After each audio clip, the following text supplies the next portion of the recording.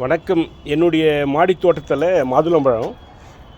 இந்த மாதுளம் செடி வந்து பார்த்திங்கன்னா, ஒரு 3 வருஷத்துக்கு முன்னாடி என்னுடைய தம்பி காட்பாடியில் இருக்காப்படி அவர் கொடுத்த செடிங்க இது.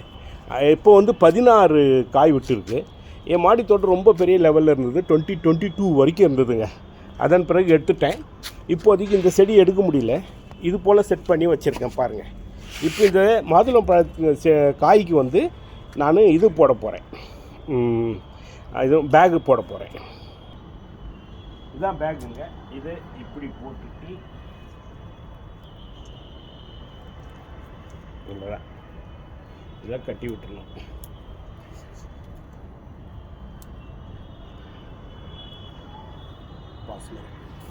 ஓகே, எல்லாத்தையும் போட்டுட்டேன்.